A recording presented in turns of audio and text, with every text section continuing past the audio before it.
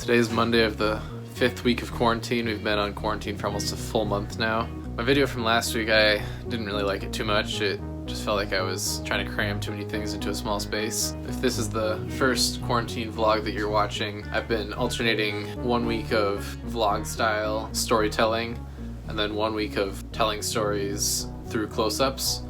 See, when I'm making a video, I want it to flow. I want a path to flow from beginning to end. I feel like last week's video didn't have that. It just kind of kept going and going and going, but it didn't have a real closure. But the good news is that gives me an excuse to make this week's video even better. So I zoom into one particular event on each day. Maybe it covers a couple days. The goal is to have 7 short movies by the end of the week, to tie all these stories together with some sort of common theme. Last time it was change, and I think I did a pretty good job. I think I could have done a better job at closing the video up. This week I'm going to focus my video time onto making things.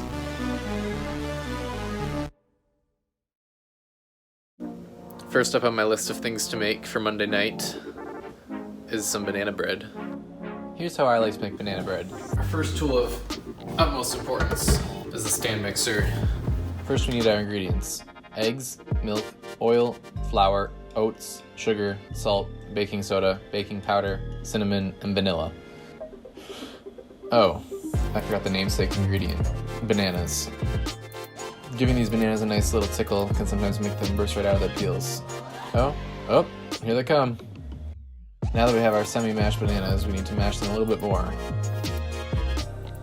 Okay, all the ingredients are ready, so let's start mixing them together. After creaming our oil, eggs, and sugar, we're going to add in the mashed bananas, milk, and oats. I know the dry ingredients should be mixed separately and then combined with the wet ingredients, but let's be honest, that's a lot of work. We're going to let that mix until combined before getting our batter into a greased 5x9 inch pan. Into the oven at 350 it goes. Our bread is now done. Put my favorite topping of peanut butter on it. I can attest that it tastes delicious.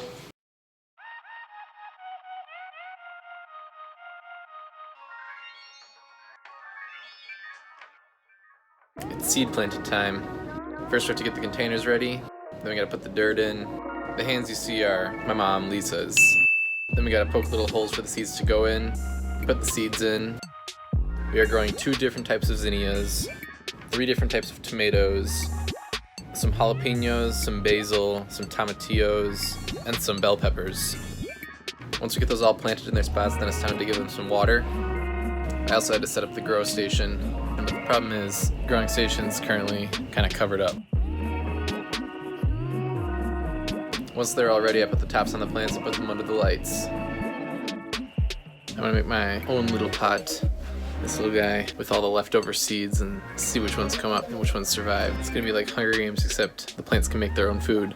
I know this project isn't gonna yield any results this week, but maybe that's a reason for you to subscribe to see what happens in the coming weeks.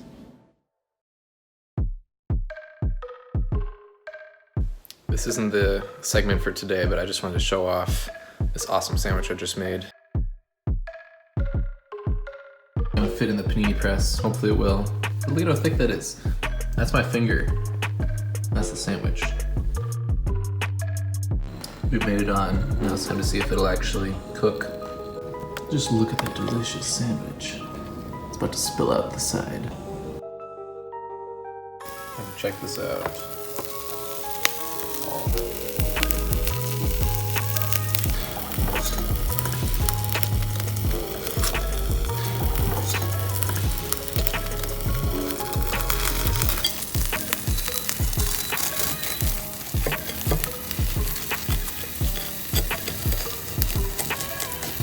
Here's the beautiful cross section. This project isn't so physical, but I think it's creating something nonetheless. Also, these shirts you can find at my website, leftsalabs.com. It's down in the description. During quarantine, my family's decided that every single person in our family needs to have a theme song. This includes the pets. We're still working on most of them, figuring out what they are. We found our theme song for Dorito quite quickly, so here it is.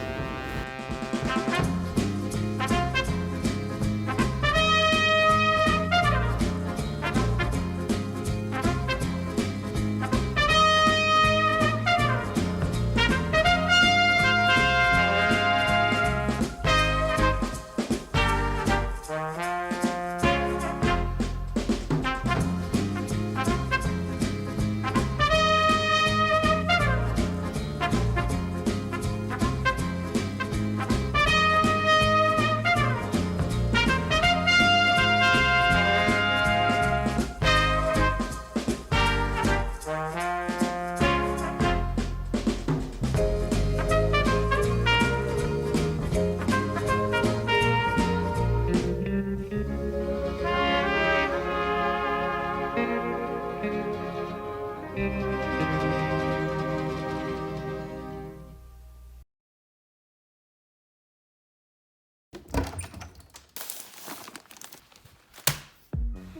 tonight for dinner I'm making lentil soup, but first I gotta get a piece of banana bread. So today we are making spiced sweet potato lentil soup of Moroccan flavor. We got the Dutch oven going today. First I'm gonna take these potatoes, so I got them chopped nice and good. Also gotta chop some other ingredients, these ones don't do it by themselves.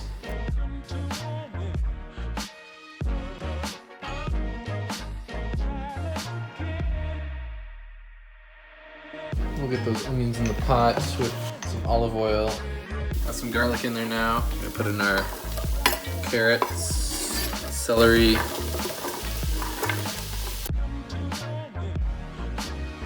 adding our sweet potato, and help all these guys get to know each other. We're gonna put in a bunch of cumin, some cinnamon, coriander seed, turmeric, cayenne pepper, salt and pepper, and then stir it all around. We're gonna pour in our chicken broth. Totally forgot the main ingredient, the lentils. I'm gonna add those in now. I'm gonna put the top on, turn it on low, and let it simmer away. Added in the kale, but it's looking like things might need a little bit more liquid. Kale is all folded in, now we're just gonna let it cook down a little bit. Now I'm gonna serve this up.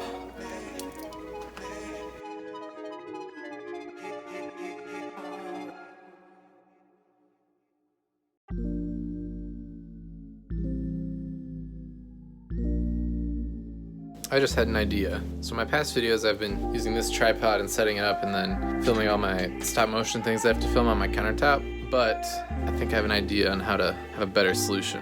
I'm gonna use my drone and put it right up there, shoot on the countertop, and then I can see my view live from my phone. First thing I gotta do is make a sketch.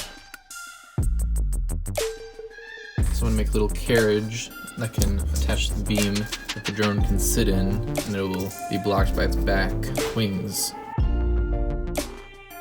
That is the cutout. I also found this dowel to use as the legs, so I marked it at 3-inch segments. Big charm.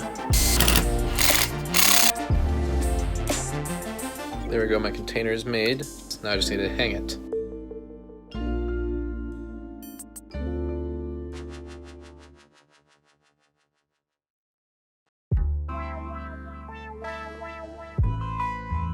For the final segment in this video, I want to give a little update on the COVID situation because I haven't put anything out all week. But so that I'm not just a talking head jabbering the whole time and I still follow the theme of making something, I'm going to put up a time lapse of me making something out of Legos. Over the past week, there have been a few big events. New York added on 3,000 new deaths one day because they changed their guidelines on counting deaths of people who hadn't been tested. Protesters gathered outside Governor Walz's house demanding he open the state back up, which frankly I don't understand because it also came out this week that Minnesota, which is led by Walz, has the lowest confirmed cases per capita in the US. As to real numbers, there are now 762,896 confirmed cases in the United States and 40,495 deaths, which is still more than any other country. Speaking of other countries, 2,403,623 cases have been diagnosed worldwide, and there have been 165,662 deaths. While the curve has been flattened somewhat, we have to make sure to stay inside still so that there isn't a double hump of cases. This means I'm stuck at home for at least another month, making things.